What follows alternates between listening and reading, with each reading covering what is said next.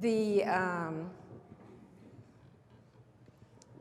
the personnel and the staff at GFEL is just overwhelmingly and inclusively outstanding. I'm Mary Thomas. Some people call me Dr. Mary Thomas, but I'm not married to that. I was Mary Thomas. I was born Mary. I wasn't born Dr. Mary.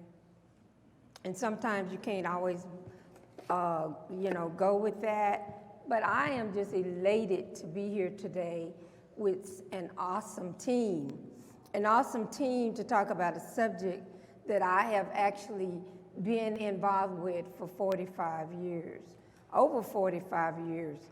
So when Robert was talking about the kids, I have my grandkids that came with me, yeah, that's 21 years. And we've been talking about it for 21 years. Why are we so slow? I haven't been one of those slow people, but I have been in the majority of moving things forward. So our topic today is special education and inclusive learning. And I have an awesome team that we're going to be talking with you, and we want to have you at the end, we want you to pose your ideas, ask your questions, and ensure that we can do such topics so worthily. So I'd like to first introduce you to Marianne Carter. Marianne is an experienced elementary and secondary leader, and she is currently a consultant in South Carolina, and she does coaching, and I would like for Marianne to tell you more what she does. She's on the far end. Thank you so much, Mary. I appreciate it. My name is Marianne Carter, and I own a consulting company for deaf and hard of hearing children that we service the Carolinas, and we certainly are looking forward to serving more places and globally. We also are working on a model called QUIL model to really help language deprivation in deaf and hard of hearing children. I'm a proud CODA, which is child of deaf adults. Both of my parents are deaf. And we also pride ourselves on working with the World Pediatric Project. It is an honor to be here. I love to share my love for children who are deaf and hard of hearing, and I hope that my time here will help teach you a little bit more about language deprivation in children who really, really need support. Thank you. Now we're going to join ranks with Salsa, AlZubati. She said she wouldn't kill me if I didn't do too much damage to the last name. But she's going to repronounce it so it can be fully pronounced. And she is a dynamic professional. She has a lot of experience, and she has a lot of professional experience with helping lead and guide professional development. And she originally is from Jordan, but Seattle has her now. Thank you. Thank you for the introduction. Actually, my Jordanian name is Salsa Bil, but my American name is Salsi. So I go by Salsi. It's like salsa with an I. I am actually from Jordan, and I have experience working with refugees in education, especially after, the war, the Syrian war in the Middle East. There's so much of conflicts, and Jordan is the peace oasis there. So we do have a lot of refugees, more than 3 million refugees in Jordan, and we just find out that our education system is not ready for refugees. So we worked with the different internationals and local NGOs in Jordan, where we kind of redesign kind of learning environments to be more trauma-informed for refugees. And now I'm working at Ophelia's Blaze. It's a blaze for girls and to empower them as a multicultural coordinator and working with the most marginalized youth in Oregon State. Thank you so much. And joining us also is Alicia Taylor. She's a teacher and an entrepreneur, and she starts with our very youngest children in daycare, and she is from Michigan. Yes, hello everyone. My name is Alicia Taylor, And I am a middle school teacher. I'm a sixth grade teacher. And I am also helping in special education as well. With the daycare, I started that in I think about 2018. And I'm getting ready to start my own preschool and daycare as well. Okay, great. We have to start them on the right foot so that they can continue to be well in their future. We had a Dr. Randolph Walters, who was also to join us. Unfortunately, the airline did not cooperate with him, so he will not arrive until after this session. But I wanted you to know how important, because he's going to do a session on tomorrow. He's a special assistant to the president, and he is of diversity, equity, and belonging. He's also an associate professor of counseling psychology at Eastern University and Pennsylvania. Philadelphia kept him there longer than he wanted to be, and he expresses the fact that he really, really wanted to share with you more about the psychology and the trauma with special ed. His interest is creating inclusive and welcoming spaces for diverse students. And then lastly, I'm Mary Thomas. I am from Austin Independent School District in Austin, Texas, the capital of the state of Texas. So a lot of politics go on in my city, just as those who live in cities that are capital cities. Special ed, however, does not have the political world. For me, I am special ed certified in 9 different areas. I taught special ed K to 12 for 13 years, and then I wanted to see how I could grab the bigger picture. So I went from the classroom to being an assistant principal, and if there are any of them, any assistant principals in here, you know, you get to have the ARD committees. That is one of your tasks. So I continue to help the special educator, parents, teachers in that realm. And then I became principal, and I was principal in middle school, assistant principal in middle school, so I can identify with the middle grades. They are quite challenging, not as hard working as a kindergarten teacher, though. And I know that because, you know, you experience that. You think that you have it. And I did K-12, but I also have higher learning experience in teaching for 8 years with the University of Phoenix and teaching on a variety of subjects. And so special ed ethics is really dear and near to my heart. So we're going to pause our first question and ask the panel to respond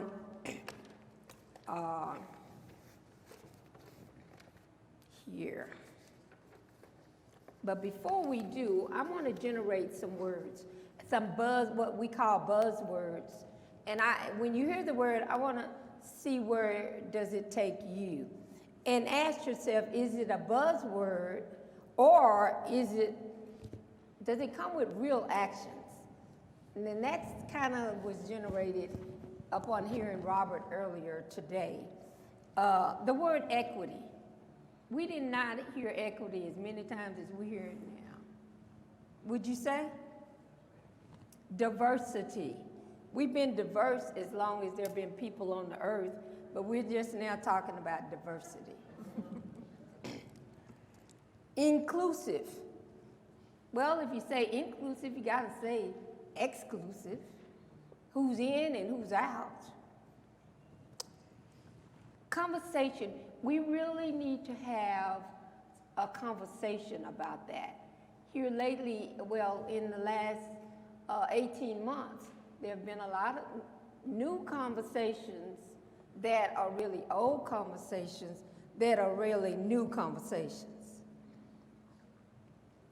CRT, Critical race theory, it's surfacing back up. When I got my doctorate at Texas A&M University, and that is bold to get a doctorate from Texas A&M, and you live in Austin, Texas, where the University of Texas is, and everybody you work for is the University of Texas graduates and most of the parents and teachers, but they recognize that what we did at A&M works just as well or better. I know I'm gonna get crucified for that. But critical race theory, racism, the topic, racism, did it just come up? I don't think so. Creating spaces. We need to create spaces for those marginalized or disenfranchised people.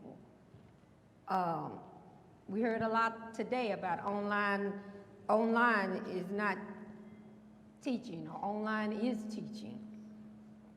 Class size, a little earlier, about whether or not the class size make a difference.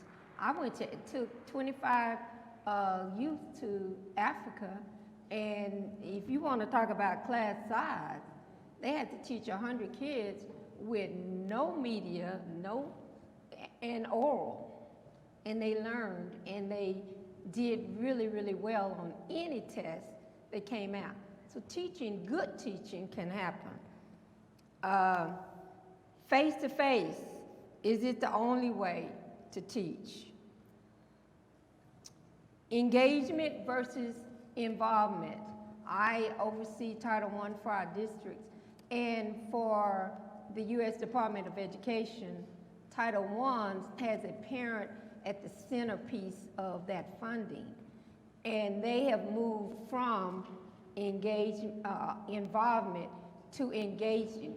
And we heard some really good examples early on today about some of the things that the students do to help us as learners. I'm scared to do this. A lot of teachers came into the learning that they weren't prepared for. Is it a threat to me or to the children? So we talked about the experiences with refugees. I'd like to ask the team, what impact do you have, what impact do you believe that's on the traumatized learning for refugees? Someone lead that. That was me. So as I mentioned before, like in Jordan, we do have a lots of refugee children who has been experienced lots of trauma in the war, and then these kids has been out of the school for many years. Like now we are talking about learning laws in the pandemic for our, I will say like for our kids, but we forgetting that refugees kids has been out of school for many years, and they're really the kids who are really most needed to be in school. And why? Because school is more than learning math or equations or information. Schools, especially for refugees and traumatized kids, should be a safe space, should be the place where we build the sense of belonging, and it should be the place where they can form a trust relationship to improve their resiliency. So when we think about that, and when we had lots of children coming to the public school in Jordan, and these kids was not really like feeling that way. We don't feel that it's safe. They don't feel that, actually I just we because also my parents were refugees, so I just like always include we when I talk about refugees because I consider myself one of them. And as a refugee, we don't really feel safe. There is no sense of belonging, and there is no relationship. So the rate of drops out of refugee kids was very high and was very concerning for actually the international educational agencies like UNICEF and USAID. So, and working with the government to, to work in that kind of, fast response, emergency response to education was not really something that we could do it in government. So we had this NGO sector where we're starting to have non-formal education that we can meet the needs of traumatized kids and helping them learn within an environment that's much more adequate for them. And what does that mean? That sometimes in our schools, when we talk about something, could be math, could be science, could be anything, could be a trigger for kids who are traumatized. And we should acknowledge that. And what does that mean? Mean that their ability to learn is impacted, no? It's your psychological ability to learn is very important as much as your physical ability to learn. When we talk about learning experience, we talk about being having the foundation of to be able to learn, having these concentrations, having a well-functioning memory, or we talk about organization skills or language ability to express yourself within classroom setting. And if you don't have this ability, you will always be feeling like, well, I don't belong here because I cannot have these skills to self-express myself. I'm not really learning. And above all of that, you're judged. So the best thing that you do for yourself as a child and also for your parents, sometimes we should talk about also when talk about traumatized kids and refugees that their parents are also vulnerable. So kids does not have also family support.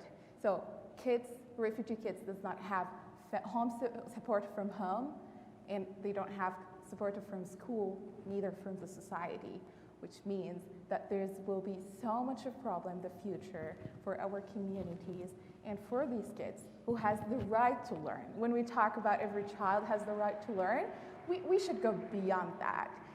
Learning become a privilege within that education system that only designed for privileged kids, and we should acknowledge that. If we are not acknowledge that, we cannot go further and think about that. And what I think about that as teachers, as people who work within the education sector, we should acknowledge that also we have a trauma, and also we should acknowledge that, but also at the same time, we should acknowledge that our experiences in the world is not the same like our students. And when we think about that, we should go out of our comfort zone and we kind of raising or building an empathy within ourselves, for ourselves, to create that space of thinking about other people's experiences. So working with refugees was wonderful with a non-formal education. I would like to focus on that within our discussion and talk about it, but I would love to give the time for the other. So you brought up a really critical point with refugee students. How about the language barrier? And Marianne, you deal specifically with deaf, hearing deaf, and you have had all of this experience. What do you see with deaf and with refugee students in special ed? Yeah, thank you so much, Mary. And I just want to add something on to what Salsa was sharing. So one of the things that our team at Carter Hears really took a minute to do, and I encourage you all to take a minute and write this down. There's something called Youth Mental Health First Aid, and it is a course that you or people in your schools can take, which help you recognize trauma or other concerns such as suicide or sadness or isolation, and helps your team at wherever you work or what you do identify those people, not to label them, but it gives you an opportunity to say, hey, I'm noticing something with them and they need help. So with the language barrier, that can be very difficult because a lot of the things that we talked about today, and I'll tell you, I love words. Words are important to me. And we talked about special ed and inclusiveness today. And what I heard a lot today on different panels and in presentations is really trying to expand our reach with children in general, right? This inclusiveness of all of that. But some of the things that we kind of skipped over, and we talked about this, was what are the prerequisites to access that to begin with? And so things such as the refugee population, and what if they're refugees, and I have experience with working with refugees that are also deaf and hard of hearing.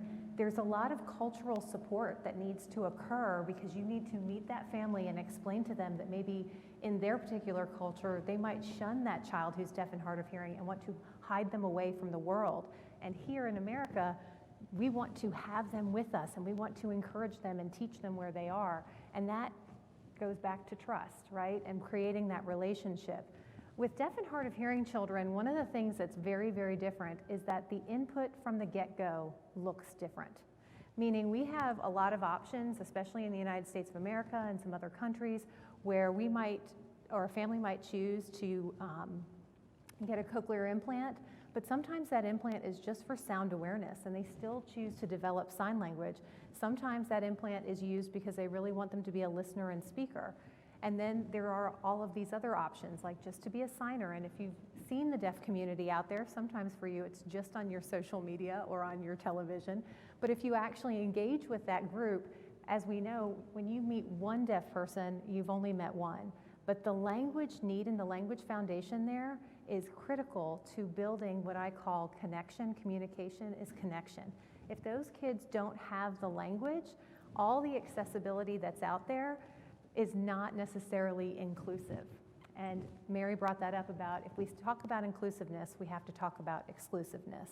And in this situation, I think it's super important that for those of us that see a lot of technology happening today to give more access, we really need to talk to experts such as Salsa or someone like myself or someone else that talks about autism or learning disabilities, so that we're really engaging in how is this inclusivity of technology and all of these other outreaches that we're doing really making this a way for children. I find it very interesting during the day today that we talked about how COVID led us to realize, and this is not only for our children but for us personally, what isolation might feel like. And I'm not sure that everybody considered today that isolation for our special need population has been happening for a long time. Thank you for clapping back there, I can see you. And I say that because isolation for my deaf and hard of hearing children, and I'm just going to use this because I'm not deaf and hard of hearing myself, but I grew up with deaf parents. Helen Keller said that if she had to choose, she would rather have her hearing back because her hearing loss cut her off from people, which is exactly what we've experienced this year. We've had to find a different way to do that. And if we haven't taught our children and our parents how to do that, we can build that inclusivity all we want.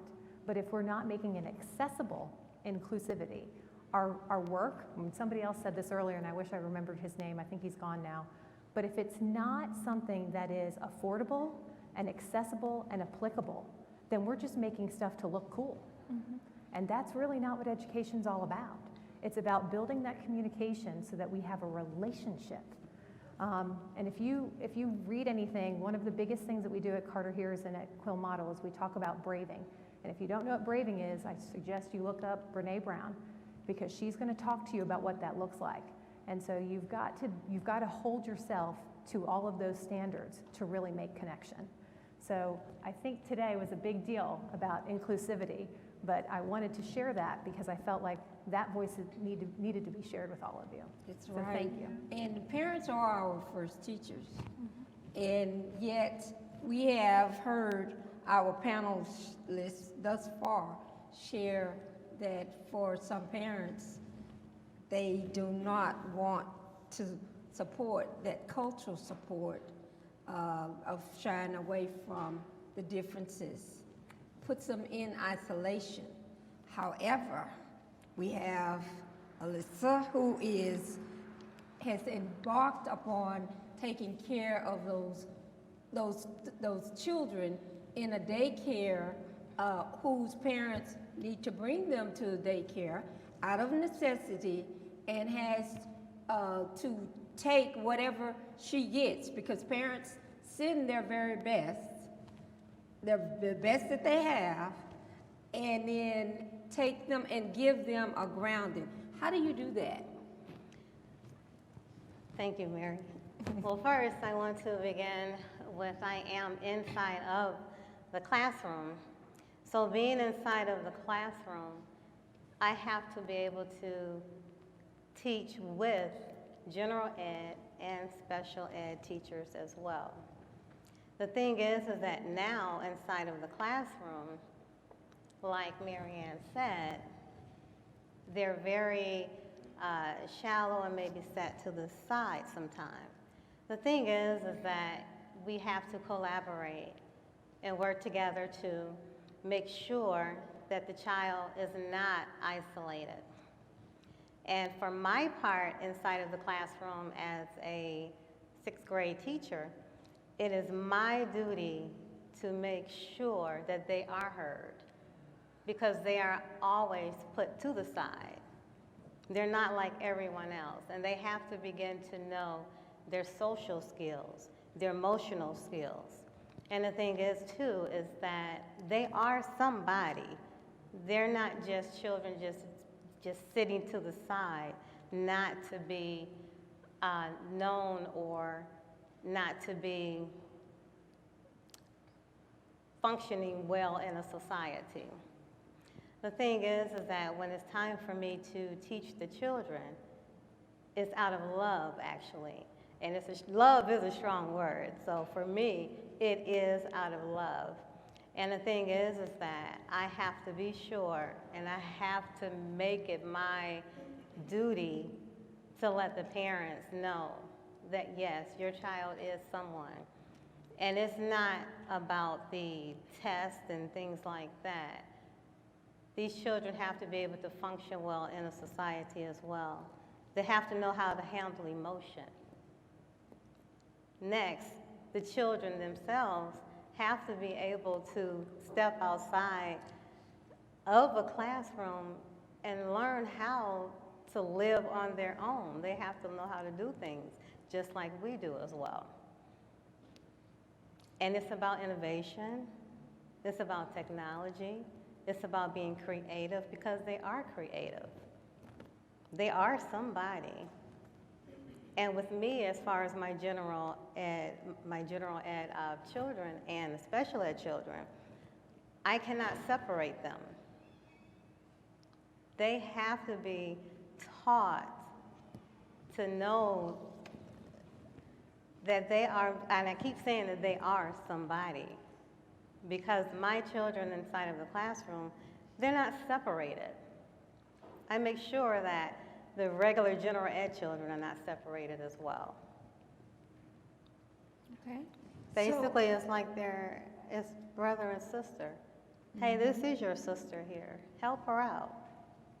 You're a team. This is your brother here. Help him out. He's a team. So you have inclusion as opposed to exclusion. Yeah.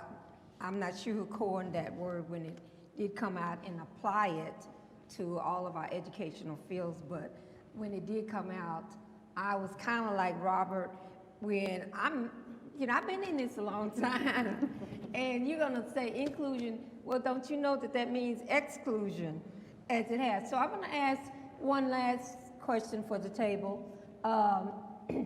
These statistics don't tell lies.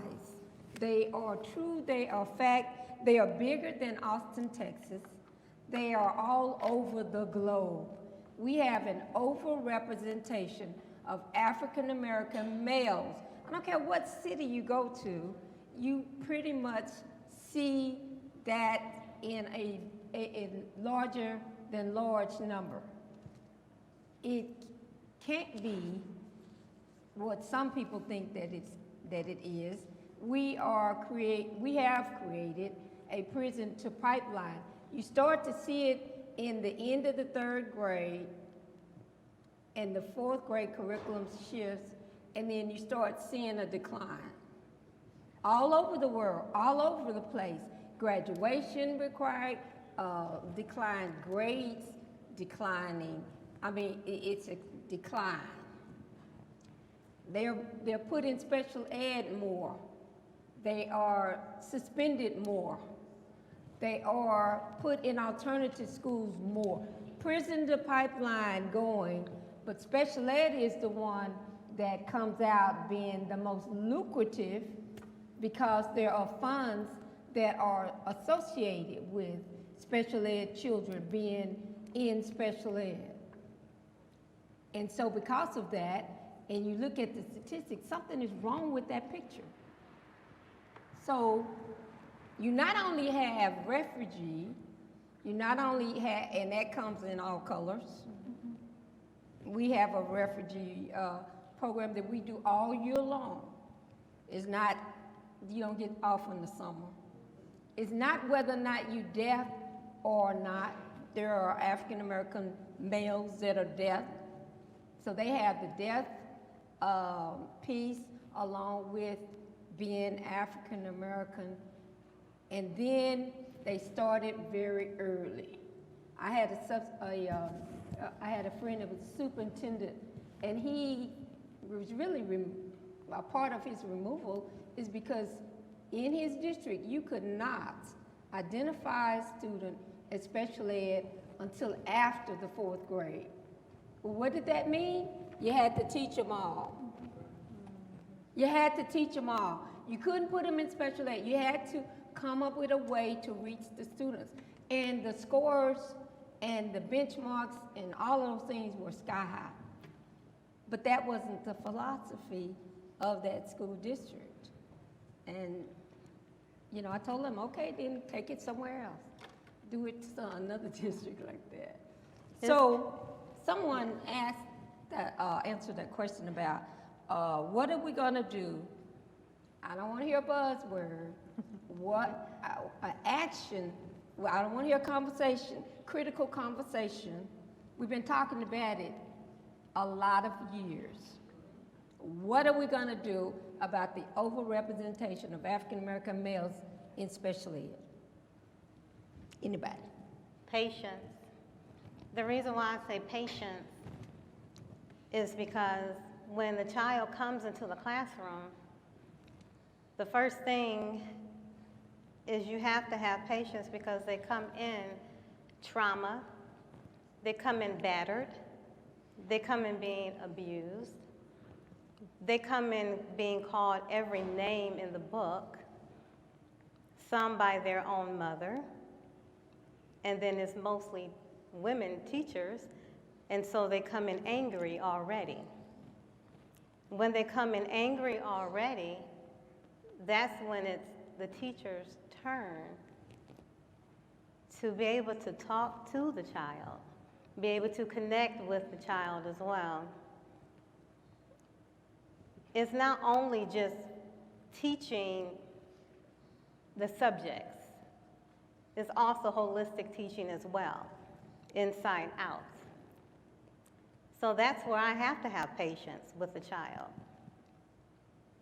When they see me, they see a teacher, but I have to come out of my teacher person.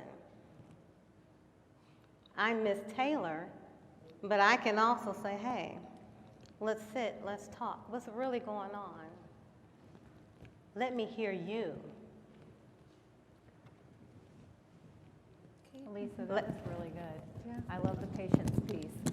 On the same token, I think that, like you talked about, you have to have patience, right? Because you're witnessing these things in the children. But I think also the teachers have to have patience with themselves, meaning that we really need to use more research-based information to do formative assessments on a more regular basis, because it gives us an idea of how they are actually progressing. And this is true for deaf and hard of hearing students as well.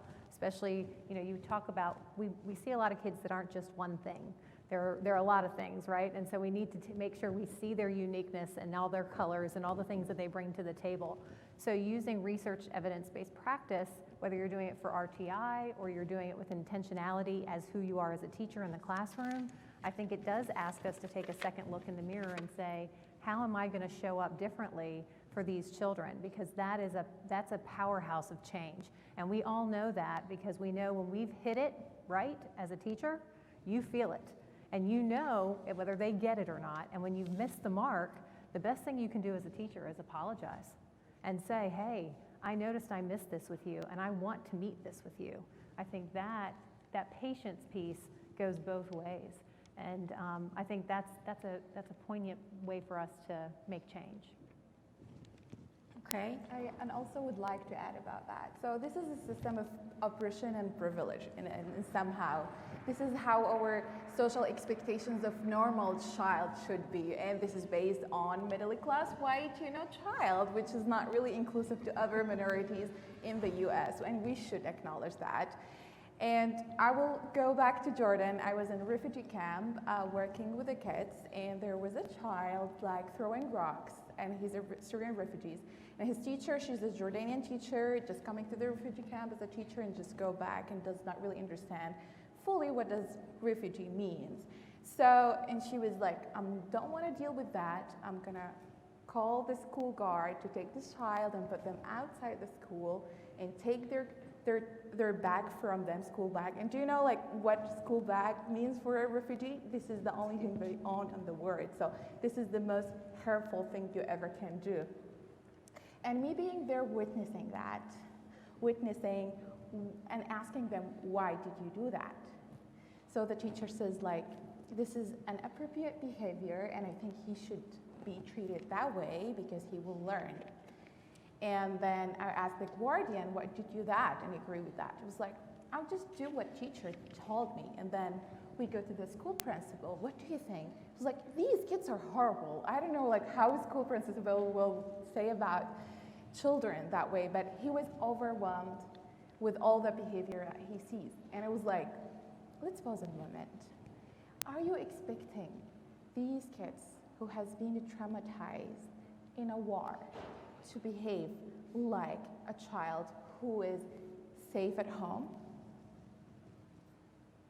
This is not fair. If we are going to talk about equity, this is not fair. So when we talk about the system of privilege and oppression, as a teachers, as a people who work within the school and within the education sector, we should acknowledge our privilege.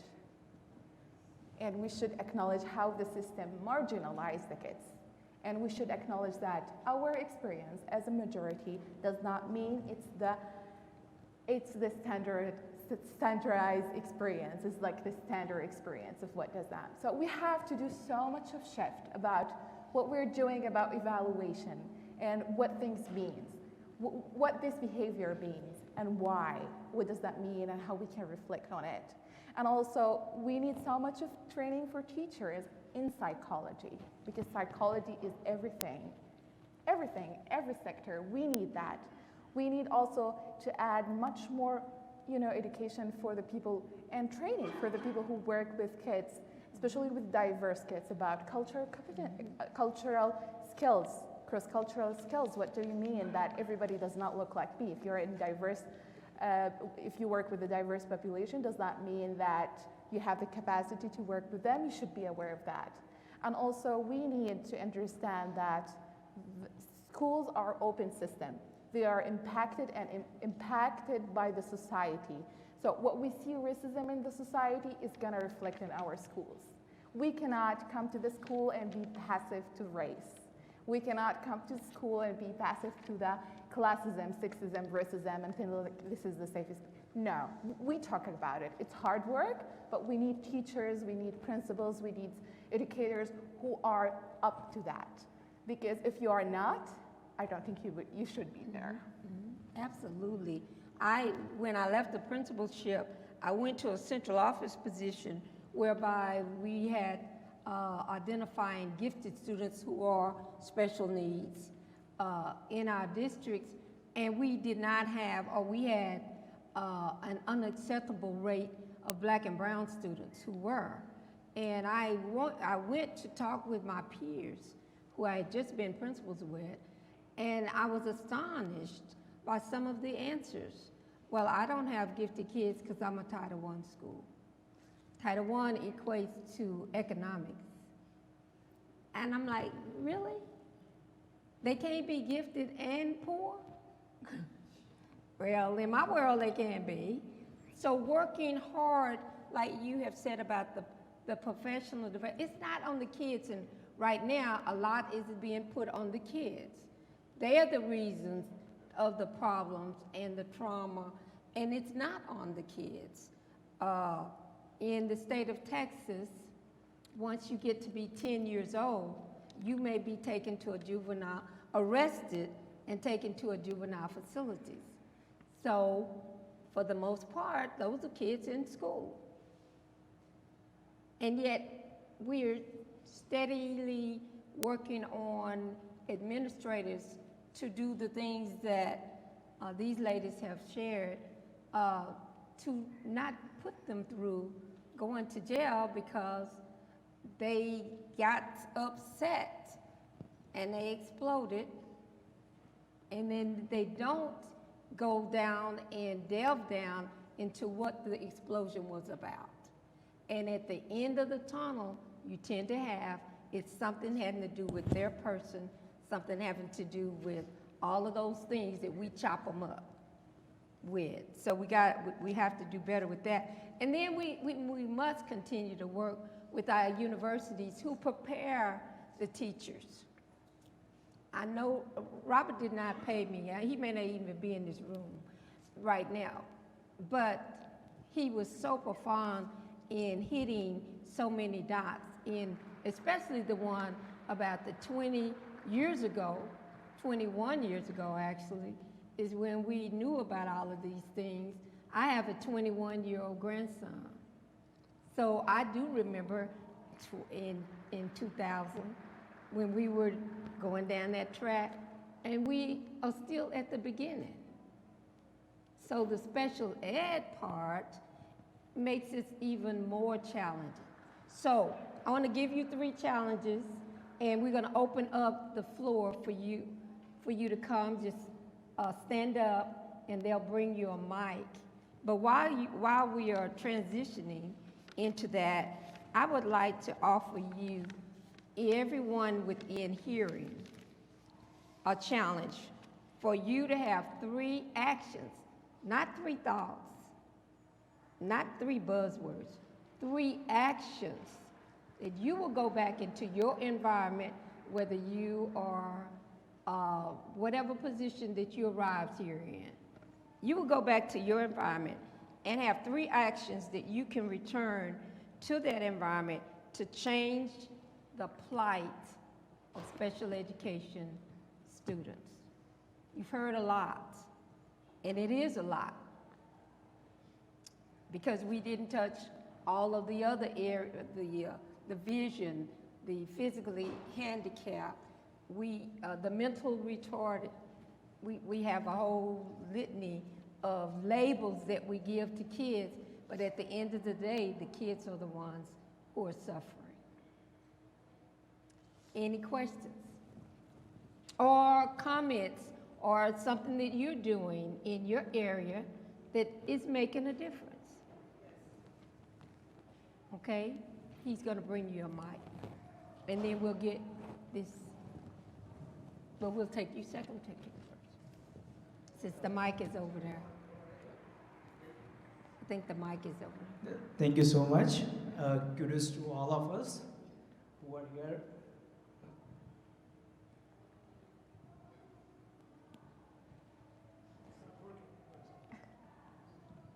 I could hear you. Oh, perfect. No worries, absolutely fine. So thank you so much, panelists, for sharing the thoughts.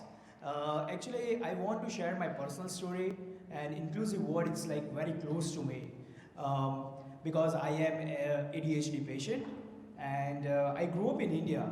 And India, the ADHD, like if you have any, I don't say disability, I say gifted things, gifted ability, it's like they treated you very differently. It's a taboo over there. And while growing, not a single school was accepting me.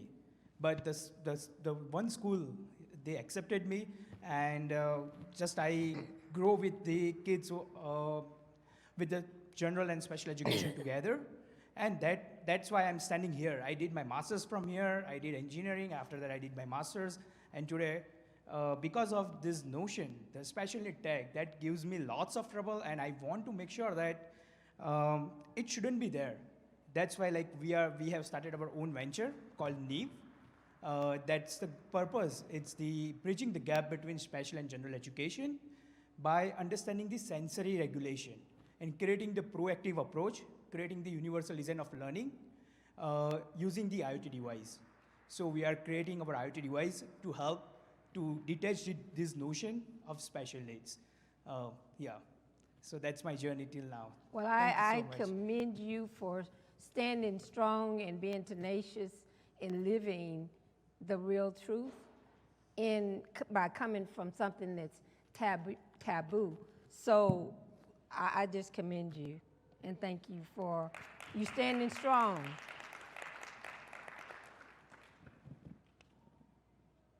Okay. Yes, ma'am.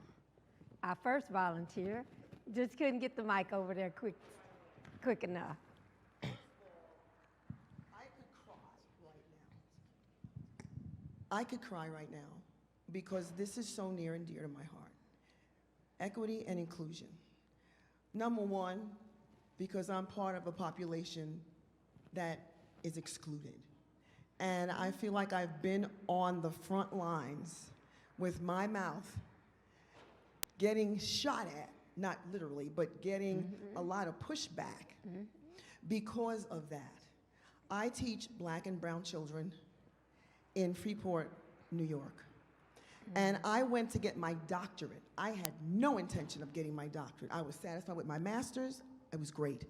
But once I started seeing how some other colleagues treated my kids, because they're mine, it hurt me. When I started hearing my kids say, well, you know, at least I got a 65, I'm happy with that. It hurt me. And so I had to go back and find out why and find out how I can act. And that's why I got my doctorate in ethnicity, in ethnic studies, because I had to find out what I could do. First of all, to purge myself of any hidden bias, anything, because we could still be biased. You know, I could be biased against someone who can't hear, someone who can't speak, someone who has a problem or doesn't speak my language.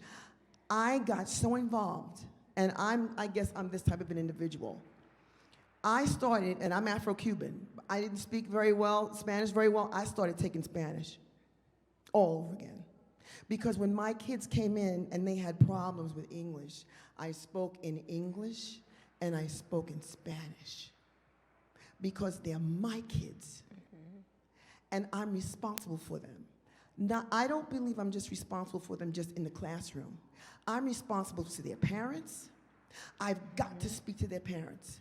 Because without that, and I call it a threefold cord, the teacher, the parents, and the child. I've got to form a relationship with those parents for the good of the child and the good of the community. I could speak all day about this, but I won't because it is so near and dear to my heart. I want to thank you for saying what you had to say, because race is now at the forefront. We can no longer ignore it.